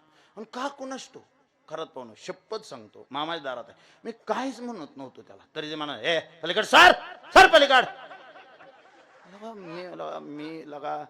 मी म्हणायचो जी टॉकीज फोन महाराष्ट्रातील सुप्रसिद्ध पलीकड सर नीट आहे का. त्या दिवे घाटात आल्याबरोबर मला पांडुरंगाची मूर्ती दिसली. गेलाय कधी? पण त्या पुण्यावरून येताना हडपसरवरून अलीकडे आलं की दिवे घाटात पांडुरंग एकटा उभा आहे बघा. बहुतेक घाटात माणूस एकटंच असतं इथे. भगवंत एकटा उभा राहिलाय. आणि एकटा उभा राहिला त्या पांडुरंगाकडे मी बघितलं. आणि क्षणभर मी माझ्या मनाला विचारलं, ताट बसा, मामाच्या दरबारात आलाय, सुखी आयुष्याचा मंत्र सांगतोय. आयुष्यभर एवढं गोष्ट ध्यानात ठेवायचं. मला विनोद सांगायला मी एवढ्यासाठी आलो नाही. बारकाई नाही का, पांडुरंगाकडे बघितलं आणि क्षणभर माझ्या डोळ्याला पाणी आलं. विकास बुवा, मी माझ्या मनाला विचारलं, अमोल सूळ, काय लायकी तुझी नेमकी? विमानात बसल्यावर ती बिचारी तुला सर म्हणत होती, ती तुझी लायकी का ट्रकमध्ये बसल्यावर ह्यो तुला सर म्हणत होता, ही तुझी लायकी? त्या दिवशी मला आयुष्यातला सगळ्यात मोठा मंत्र सापडला. आयुष्यभर ध्यानात ठेवा, मामाच्या दरबारात आलाय त्या दिवशी मी स्वतःला ठरवून दिलं, विमानात बसलं डोक्यात जाऊन द्यायचं नाही, विमानात बसलं डोक्यात जाऊन द्यायचं नाही, आणि ट्रकमध्ये बसलं काळजाला लावून घ्यायचं नाही, काळजाला लावून घ्यायचं नाही. परिस्थिती तुम्हाला कुठेही बसवू शकते, चांगले दिवस देऊ शकते, वाईट दिवस देऊ शकते. मी पदरचं बोलत नाही, तुकोबांनी सुद्धा असंच सांगितलं होतं, तसंच राहा. विलयानते तैसे रहावे, विलयानते तैसे रहावे, विलयानती तैसे रहावे, विलयानती तैसे रहावे. कुत्यास जावे समाधान, कुत्यास जावे समाधान, हे विलयानते तैसे रहावे, हे विलयानती तैसे रहावे, हे विलयानते तैसे रहावे. अगदावे समाधाने, ते अगदावे समाधाने, कुठे अगदावे समाधाने, अगदावे समाधाने, समाधाने. ठेवले अनंते तैसेची राहावे, चित्ती असू द्यावे समाधान.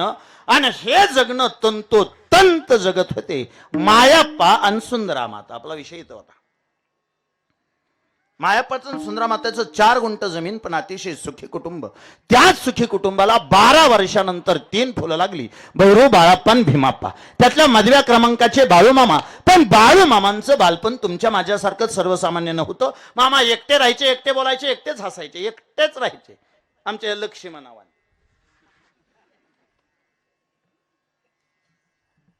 कित्येक वर्षापूर्वी त्याची माझी भेट झाली असेल, 6-7 वर्ष झाली त्याला.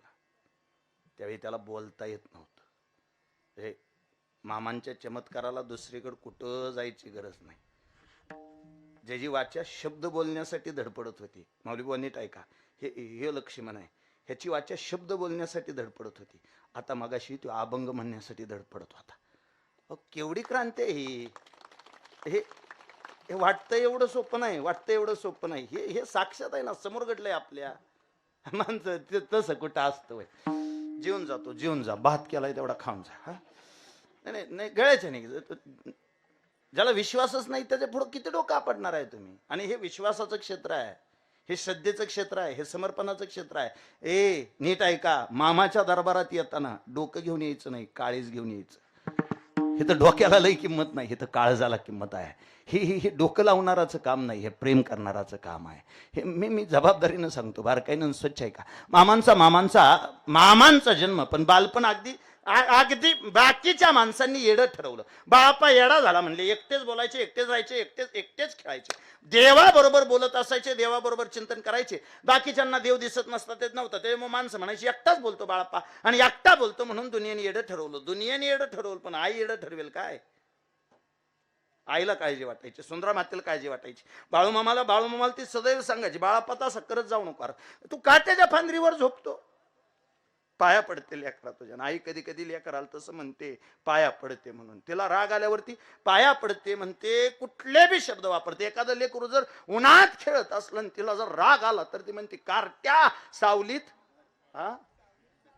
मर म्हणते, नाही मर म्हणते सावलीत, मर म्हणते सावलीत मर. मग मर या शब्दाचा अर्थ मर असा नव्हता हो, तिथे पाया पडते म्हणायची. बाळाप्पा पाया पडते. अरे बाकीच्या पोरांसारखं खेळत जा, हसत जा. एकटा राहत असतो, कुठं जात असतो, काट्याच्या फांदरीवर झोपत असतो लेकरा, काही कर, पण असं करत जाऊ नको. प्रचंड विनंती करायची. पण देव, हे बघा, देव स्वतःचं आयुष्य स्वतःच्या धुंदीत जगत होता. देवाला माहिती होतं मी नेमकं काय करतोय ते. देवाचा प्रवास त्या दृष्टीने चालू होता. शेवटी त्या चंदुलाल शेजीकडे कामाला ठेवलं, पण काय नाही कामाला राहतो काय देव. नाही थांबले तिथं, लग्न लावून दिलं. काही बदल झाला नाही, जसाच्या तसा स्वभाव. उलट लग्न लावल्यानंतर जी सासऱ्याने वचन घेतलं होतं, तुला माझी बकरी राखावी लागतील, त्याच्यामुळे देव बकरी राखायला निघाला. आणि बकरी राखायला निघताना, बकरी राखायला जातानाच शपथ घेतली होती, आज घरातून जे पाऊल बाहेर टाकलं ते स्वतःच्या संसारासाठी नाही, अवघाची संसार सुखाचा करीनं, आनंद भरीनं तिने लोक या न्यायानं देव निघाला. आणि देव निघाल्याबरोबर देवानं कुणा एकाचं कल्याण केलं नाही. चला मी तुम्हाला यादी सांगतो, आज या दरबारात बसलेल्या सगळ्यांच्या मेंढक्याचं घर देव चालवतो, माझ्यासारख्या पाप्याचं घर देव चालवतो, ह्या पोरांचं घर देव चालवतो, आज समोर बसलेल्या प्रत्येकाचं घर देव चालवतो. त्या देवानं प्रत्येकाचा प्रपंच सुखी केला, प्रत्येकाचा प्रपंच सुखी केला. आणि ज्याने विश्वास ठेवला त्याच्या प्रपंचाचं त्यांनी सोनं केलं. मी अशी यादीच्या यादी सांगेल, बाळूमामांच्या कृपेनं आयुष्याचं सोनं झालेली माणसं मी अशी यादीच्या यादी सांगेल. बारकाई नाही का, फक्त विश्वास ठेवा गड्या. शंका घेण्यापेक्षा विश्वास. आयुष्य उद्ध्वस्त होतं, शंकेने प्रपंच बी उद्ध्वस्त होतो, आणि शंकेने परमार्थ बी उद्ध्वस्त होतो. परमार्थाला बाधक ठरते त्याचं नाव शंका, आणि प्रपंचाला बाधक ठरते त्याचं नाव शंका आहे. संसार करायचं म्हणलं तरी पती पत्नीमध्ये विश्वास असावा का शंका? विश्वास असावा. संसार करायचं म्हणलं तरी पती पत्नीमध्ये विश्वास असावा, आणि परमार्थ करायचं म्हणलं तरी देव आणि भक्त यांच्यामध्ये विश्वास असावा. माझा देव करेल, माझं बाळू करतो तो, नाही असं नाही. माझं ऐकण्यापेक्षा मामांचं चरित्र सांगतं ना तसं. धोंडेराम पाटील नावाचा पाटील आहे, प्रचंड श्रीमंत झाला. असं विकास दादा, श्रीमंती डोक्यात गेली. आणि मी मगाशी वाक्य बोललोय त्याच्यामुळे मला आता पुनरावृत्ती करता यायचं नाही. धोंडेराम पाटलाची चूक एक काय झाली, श्रीमंती त्याच्या डोक्यात गेली. ज्या दिवशी श्रीमंती तुमच्या डोक्यात जाईल त्या दिवशी तुमचा प्रपंच रसातळाला जायला सुरुवात झाली. लक्षात ठेवा. अजून एक वाक्य दुरुक्तीत आहे का, श्लेष अलंकारात आहे का, ज्याच्या डोक्यात श्रीमंती गेली त्याचा प्रपंच रसातळाला जातो. एवढा रसातळाला जातो त्याच्या घरातला रसातळाला जातो.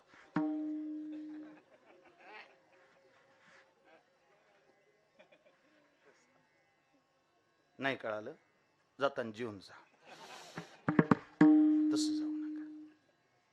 श्रीमंती जर डोक्यात गेली ना तर प्रपंच रसातळाला जातो, आणि एवढा प्रपंच रसातळाला जातो शेवटी त्याच्या घरातला रसा संपला. आता सोपं सांगितलं. आणि त्या धोंडीराम पाटलाची तीच चूक झाली. त्याची श्रीमंती डोक्यात गेली. श्रीमंती डोक्यात गेलेला माणूस कोणाबरोबर चांगला वागत नाही. श्रीमंती डोक्यात गेलेला माणूस कोणाबरोबर प्रेमाने रागत नाही. त्याला वाटतं मला दुनियेत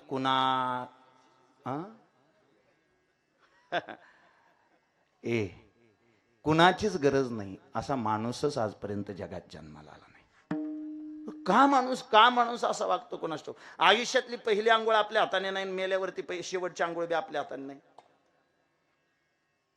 येताना मुठी झाकून आलता, जाताना मुठी उघड्या करून जायचंय. येताना मुठी झाकून आलता, जाताना मुठी उघड्या करून जायचंय. उलट सांगायचंय दुनियाला, मुठी झाकून आलतो पण जाताना तुमचं काय सुधारे.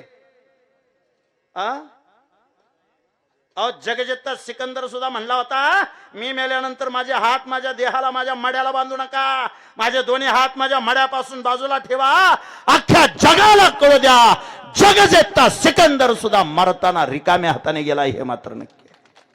कुठल्या श्रीमंतीचा गर्व करताना कुठल्या गमित. पण धोंडीराम पाटलाची ही चूक झाली. श्रीमंती त्याच्या डोक्यात गेली. श्रीमंती डोक्यात गेल्यानंतर वाईट दिवस यायला जास्त वेळ लागत नाही. मला सोपं सांगू द्या, मेलेलं फुगलं तर वर येतं. पोरांनो जाहीर आहे का, मेलेलं फुगलं तर वर येतं, आणि जिथं फुगलं तर खालीच जातं. क्षेत्र कुठलं बी असू द्या. आमच्यातलं बरंच गडी उलटी ज्ञानेश्वरी पाठ आहे पण कवाच कीर्तन नाही. का कवाच माणसावर चांगलं नाही बोलायचं, मग कोण मोकळं आहे. बरं, जेव्हा तुम्ही सेवा करायला येत होता तेव्हा लोकांनी ऐकून बी घेतलं. गुरुवारी काळेबाबांसारखी माणसं या मातीत फिरली तेव्हा लोकांनी, काळेबाबांनी किती कठोर शब्द वापरले तरी लोकांनी ऐकून घेतलं. आता कोण मोकळं आहे, मोजून घेणाऱ्या गाड्यांचं मोकळं आहे, आम्ही ऐकत बसाय. नाही, सहज माझं स्वच्छ मत आहे, जाहीर मत आहे. आताच्या काळात बोलायचं बी नाही तुम्ही समाजाला. सेवा करायला येत होता तेव्हा समाज तुमचं ऐकून घेत होता. होते ज्ञान नावाची गोष्ट जरी जास्त झाली तरी अहंकार होतो. आणि तसंच झालं. धोंडीराम पाटलाची तेवढी चूक झाली. धोंडीराम पाटलाच्या श्रीमंती डोक्यात गेली. कुणाचीच आपल्याला गरज नाही असा धोंडीराम पाटील वागायला लागला. आणि जसा तसा वागायला लागला त्या क्षणाला प्रपंचाला उतरती काळा लागली. हा म्हणता प्रपंच एवढा एवढा एवढा एवढा म्हणून वाईट झाला, त्या प्रपंचात त्याच्या पोराबाळांना खायला भाकरी शिल्लक राहिली नाही. पुन्हा एकदा सांगतो, रावाचा रंकण रंकाचा राव करण्याची ताकद या देवाच्या हातात आहे. हा देव तेवढं करू शकतो. आणि तसंच झालं. धोंडीराम पाटलाच्या घरात खायला अन्न राहिलं नाही. बायको शेवटी हात जोडायची आणि बायको सांगायची, अहो ऐका, आपल्या परिसरामध्ये मामांचा तळ आलाय, बकरी आल्यात मामांची, मी पाया पडते तुमच्या, जा आणि एकदा दर्शन घेऊन या. आपलं प्रारब्ध बदलय. आपल्याला श्रीमंतीतून गरिबी आली.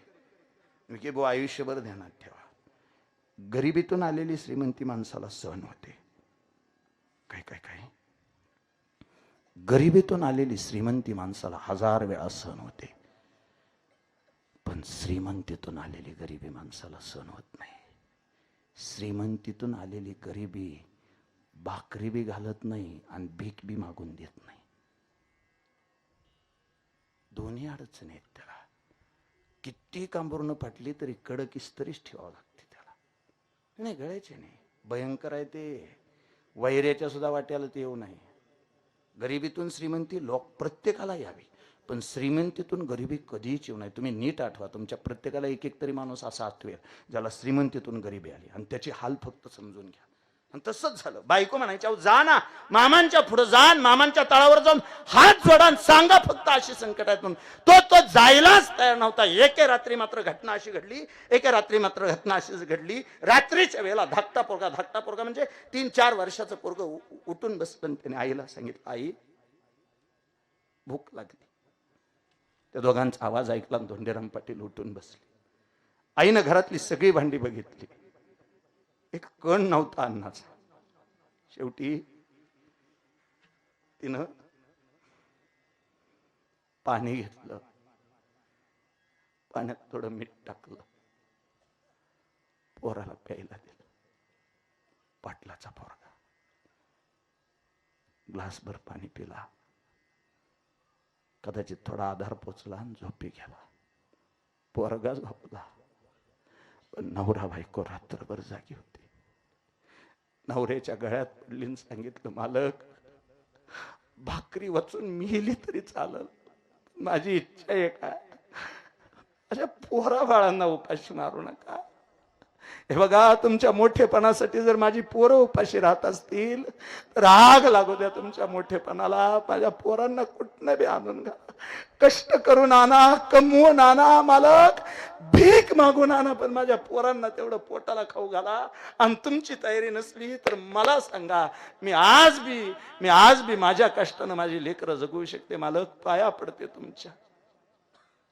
आणि त्या क्षणाला जाणीव झाली.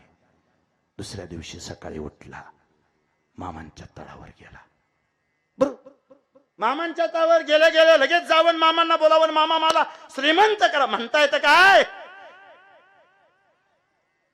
गेला, सेवा केली. ही पोरं जशी सेवा करतात सेवा केली मामांची. एक दिवशी जेवायला बसला, नाही त्याच दिवशी जेवायला बसला. एक आहे, लेकरांनो, तुम्ही सेवा करताय, समाज तुमच्यावरती भरभरून प्रेम करतोय, बरोबर. पंक्तीला काय जरी असलं तरी तुमच्या पोटाला भाकरी आणून घालताय, तेवढं मात्र नक्की. मी पाया पडतो त्या प्रत्येक बहिणीच्या जिने स्वतः हाताने भाकरी थापून आणली आणि हे मेंढक्यांच्या मुखात घातली. तिला खरं तर बाळूमामा प्रचंड आशीर्वाद दिला. आणि ह्या आशीर्वाद ह्यांचे मी पाया पडतो तुमचे. ते जेवायला बसले आणि समोर सगळे पदार्थ आले. पहिला घास मोडला, तोंडाकडे घास नेता पहिल्यांदा आठवण आली त्या रडणाऱ्या पोराची. बाप नावाची जात तुम्ही सगळी तिकडे बसलेली, नाही तर मला त्यांना विचारायचं होतं.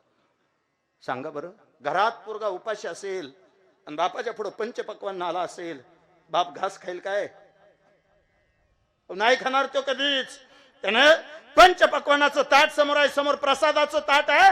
एका क्षणात अन्नाचा घास असा मुखाकडे नेला आणि क्षणार्धात डोळ्यातून खळकन पाणी आलं. जसाच्या तसा प्रसाद असताना सुद्धा खाली ठेवला. मामांकडे बघितलं आणि हात जोडले. मामा हे सगळं बघत होते पण शब्द बोलले नाही.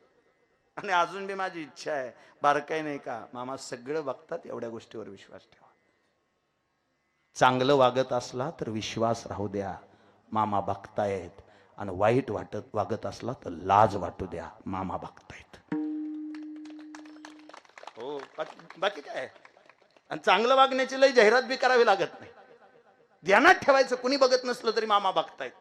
आणि वाईट वागत असला त्याची बी जाहिरात करावी लागत नाही. कुणीच बघत नसतं, मामा बघतायत.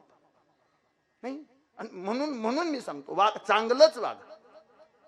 किती दिवस भांडून जगणार आहे का कुणास ठाऊक. कीर्तनात आत्ता 5 मिनिटापूर्वी ह्यांच्या डोळ्याला पाणी होतं. आपण ह्यातल्या बऱ्याच जणी सासू बरोबर बोलत नाहीत पापीनी.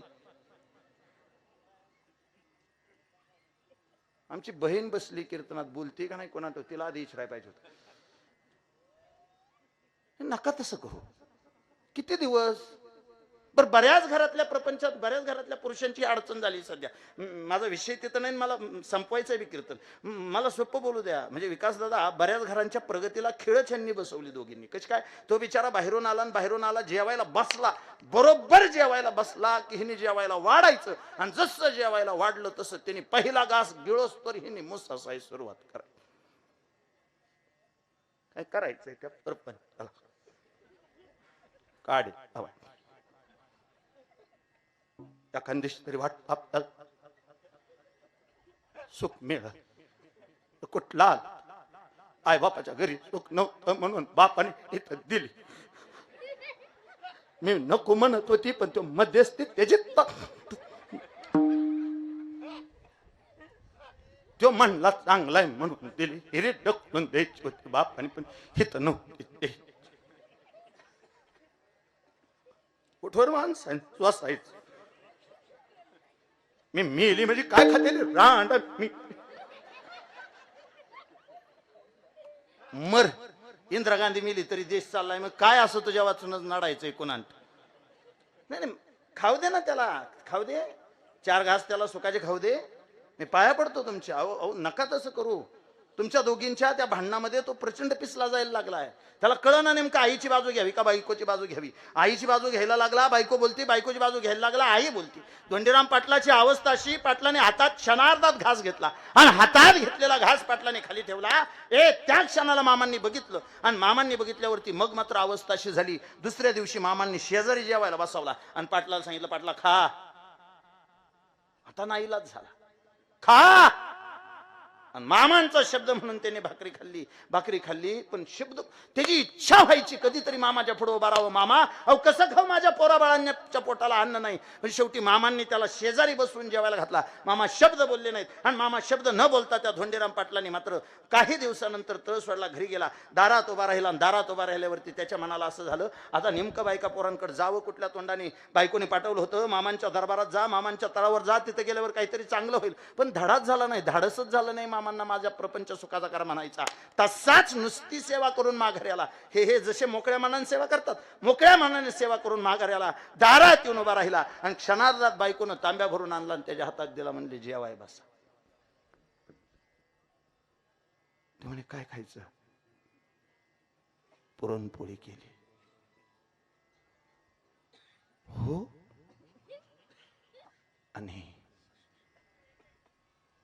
बाजार काय हो मालक, तुम्ही निघून गेला आणि त्याच सांच्याला तुमचा जोडीदार आला. डोक्यावर भली मोठी पिशवी आणली होती. कसा दिसत होता. चप्पल होती कोल्हापुरी पायात, अंगात धोतर होतं, पिवळ्या रंगाचा सदरा होता, डोक्यावर गुलाबी फेटा होता, हातात काठी आणि खांद्यावर घोंगडी घेऊन आलता. बाजार ठेवला आणि त्यानं सांगितलं, पाटलांनी माझ्यापाशी बाजार लावून दिलाय म्हणून. तांबे असा जागची जागेवर सोडला, मस्तक भुईला लावलं, बायकोला सांगितलं, ऐक मी गेल्यानंतर आपल्या घरी बाजार घेऊन आलता, तो माझा जोडीदार नव्हता, ह्या अख्ख्या जगाचा मालक बाळू मामा होता. माझ्या घरातलं दुःख दूर व्हावं आणि माझ्या पोरांना पोटाला भाकरी मिळावी याच्यासाठी माझा देव तिथं माझी परीक्षा घेत राहिला.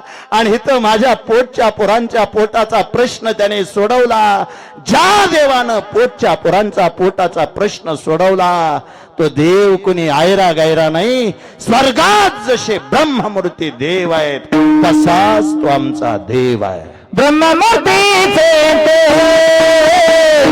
देखिया बसले ब्रह्ममूर्तीचे ते देखिया बसले ब्रह्ममूर्तीचे ते देखिया बसले ब्रह्ममूर्तीचे देखिया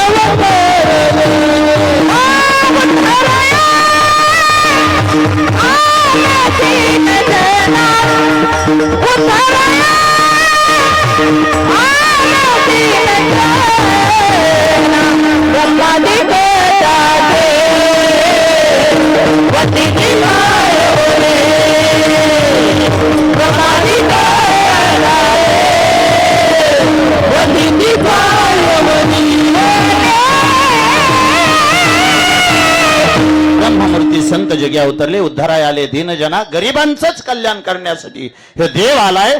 ज्याला ज्याला वाटतं मामांनी माझ्या आयुष्याचं कल्याण करावं त्यांनी दोन्ही हात वर घ्या. स्त्री असाल पुरुष असाल, बसलोय मामाच्या दरबारात. आजपासून सगळं वैर जागेवर सोडून दिलं. मामांनी फक्त माझा हात हातात घ्यावा आणि माझ्यावरती कृपेचा हात माझ्या मस्तकावर ठेवावा. माझी मामांच्या दरबारात आल्यानंतर इच्छा अशी झालीये, उभ्या आयुष्यात कुणाबरोबर वैर नको, कुणाशी आबोला नको. नसाल बोलत एखाद्या बरोबर तर बोलून घ्या, मोठ्या प्रेमाने वागा आणि एकदा मोठ्या अंतकरणाने चांग भलं म्हणा, चांग भलं. चांग बोले रे चांग बोले बाळू मामा तो चांग बोले, चांग बोले रे चांग बोले. तुम्ही म्हणा, तुम्ही सगळे चांग बोले रे चांग बोले बाळू मामा तो चांग बोले. वा हे चांग बोले रे चांग बोले बाळू मामा तो चांग बोले.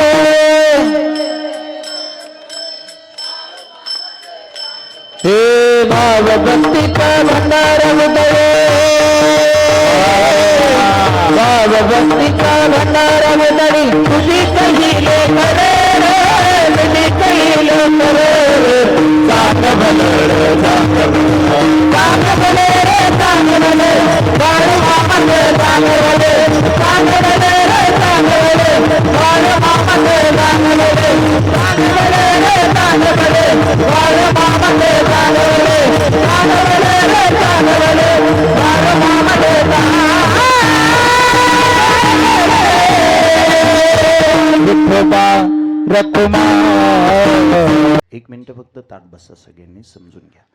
धावत्या वेगामध्ये स्पष्टीकरणासहित उच्चारासहित अभंगाच्या 3 चरणाचा अर्थ सांगून झाला. मला दिलेला वेळ संपून 5 मिनिटं जास्त झाली. अतिशय नम्रतापूर्वक समस्त ग्रामस्थ काठी ज्यांचं ज्यांचं सहकार्य लाभलं त्या सर्वांच्या चरणावरती नतमस्तक होतो. पाठीमागल्या 2 दिवसापूर्वी सन्माननीय विकास बुवांनी फोन केला, सन्माननीय चंदन बुवांनी फोन केला आणि फोन करून थोडा हट्ट केला. नुसता फोन नाही केला, नुसत्या फोनवर हे साधत नव्हतंच, थोडा हट्ट केला. महाराज म्हणे आम्हाला तुमचंच कीर्तन ठेवायचं आणि तुम्हाला यावंच लागतंय. खरं तर काय होतंय, थोडंसं व्याप चालू आहे, पळापळी चालू आहे, त्याच्यामुळं हे आता धावपळ नको वाटते. पण ते तुमच्या दोघांचा शब्द होता त्याच्यामुळे तो टाळता आला नाही. अतिशय मनापासून तुमच्या चरणावर नतमस्तक होतो. विकास बुवा, बाळूमामांच्या चरित्राला तुम्ही सुरुवात केली, कीर्तनाला तुम्ही सुरुवात केली. बोलू काय एक वाक्य, राग येणार नसलं तर चला, मी किती केलं तरी मी मोठा आहे तुमच्यापेक्षा. विके बुवा ऐका, आयुष्यभर कीर्तन करायचं मामाच्या चरित्रावर. फक्त एक मामांच्या तळावर कीर्तन करताना, माफी मागून बोलतो, अजिबात वाईट वाटून घेऊ नका. आणि हे तुमच्यासाठी नाही, माझं सगळ्यासाठीच म्हणणं आहे. मी पाठीमागे एकदा डोंबळवाडीत ते बोललो होतो, त्या चॅनलवाल्याला म्हणलं तेवढा मला ती व्हिडिओ दी काढून. ते म्हणलं भांडणं होते, असं दे हो दे. म्हणलं मी बोलतोय, मला वाईट वाटत नाही, तो काय म्हणलं त्याला भेटतोय तेव्हा दे काढून. माझं मत आहे की मामाच्या तळावर कीर्तन करताना धिंगाणा नाही घालायचा कोणीच, अजिबात नाही. जसं ज्ञानोबांचं कीर्तन असतं तसं हे कीर्तन शांत व्हावं, जसं तुकोबांचं कीर्तन असतं तसं हे कीर्तन शांत व्हावं. म्हणजे थोडं माफी मागून बोलतो. बऱ्याच जणांनी मामाच्या दरबारात उगं माकड उड्या मारायला सुरुवात केली. अजिबात नाही. माणसं उभा करायची, नाचवायची, अजिबात नाचवायची नाही. हे नाचवायचं नाही, हे वाचवायचा दरबार आहे. हे तर माणसं वाचली पाहिजेत, हे तर माणसं नाहीत नाचली तरी चालते. आयुष्यभर तेवढं जपा गड्या, माझ्या मामाची शुद्धता जपा, पावित्र्य जपा. मग असं होतं, आपण जर असं करायला सुरुवात केली मग मामांकडे बघताना लोकांचा दृष्टिकोनच वेगळा होऊन जाईल. अशा लोक म्हणजे माझं स्वच्छ मत आहे. मग लोक मग म्हणतील हे असंच राहतं गाड्या ह्यांच्या दरबारात धिंगाणाच. धिंगाण्याचा नाही रे दरबार, हे आयुष्याचं कल्याण करण्याची वाट आहे. हे तुम्ही कीर्तन करताय ना, माझी स्वच्छ भावना आहे. प्रचंड चरित्राचा अभ्यास करा, प्रचंड अभ्यास करा. खूप चांगलं चरित्र लोकांपर्यंत जाऊ द्या. ज्या माहीत नाही त्या गोष्टी लोकांपर्यंत कळू द्या. तुमच्या मुखातून बाळूमामा त्यांची सेवा करून घेत. भाग्यवान माना स्वतःला, मामांनी त्यांचं चरित्र सांगण्यासाठी तुमच्या तोंडाची निवड केली आहे. हे ह्याच्यासाठी स्वतःला भाग्यवान माना. अतिशय मनापासून तुमच्या चरणावर नतमस्तक होतो. माझ्यापेक्षा लहान आहे म्हणून मी थोडंसं जास्तीच बोललो, मला माफ करा. तुमच्या चरणावर नतमस्तक होतो. माऊली गोवा तुमच्या चरणावर नतमस्तक होतो. आदरणीय नानासाहेबजी खरात महाराज तुमच्या चरणावरती नतमस्तक होतो. माझ्या समेत आलेला समाधान त्याच्या चरणावर नतमस्तक होतो. विकेदादा तुमच्या चरणावर नतमस्तक होतो. आणि आजच्या कीर्तन सेवेला पूर्णविराम देत असताना ज्यांचं सौजन्य आजच्या कीर्तन कुठल्या कारभाऱ्यांचा करूया की नक्कीच करूया. तुमच्या सगळ्यांचा आभार मानत असताना ज्यांनी कीर्तनाचं सौजन्य दिलं तो समस्त यमगर परिवार, त्या यमगर परिवाराचं मनापासून आभार मानतो. आमची ताई बसली आहे कीर्तनात, बहीण आहे आमची ह्या गावात. सकाळपासून 3 वेळा फोन आलाय, कधी येणार आहे, कुठे येणार आहे. किमान चहा घ्यायला तरी घरी. आता कसं पोहोचलो वेळेवर, त्याच्यामुळे थोडंसं ते तिच्या घरी जाता आलं नाही. ताई तुझं मनापासून आभार मानतो. तुझ्या चरणावर नतमस्तक होतो. सगळ्यांच्या चरणावर नतमस्तक होत असताना चंदनबुवा आजच्या कीर्तनातली शेवटची 2 वाक्य. एकतर पहिलं वाक्य असं, वारकरी शिक्षण संस्था चालवत असताना मी थोडा मोठा निर्णय घेतलाय. संत बाळूमामा विद्यालय नावाचं बाळूमामाच्या नावानं सुरू होणारी महाराष्ट्रातली पहिली शाळा मी उभा करतोय. यंदाच्या जून महिन्यापासून इयत्ता 5वी ते 10वी अशी संत बाळूमामांच्या कृपेनं शाळा मी सुरू करतोय. ज्या शाळेची सुरुवात पसायदानाने होईल आणि शेवट हरिपाठाने होईल. पसायदान झालं की शाळा भरेल आणि हरिपाठ झालं की शाळा सुटेल.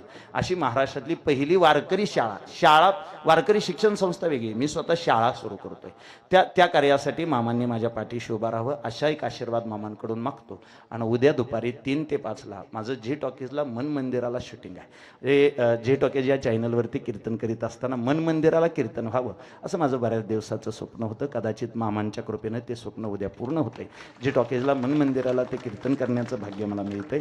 मामांच्या कृपेनं त्याही कार्यामध्ये यश मिळावं अशी मामांकडे मागणी व्यक्त करतो. झालेली सेवा मामांच्या चरणावरती समर्पित करतो. बाकी नामदेवरायचं काही मत नाही. नामदेवराय सांगतात, मामांचा आम्हाला सदैव वास मिळावा, अखंडित नामा त्यांचा वास पाहे, निषेधीने ध्याये सत्संगती. ज्ञानेश्वर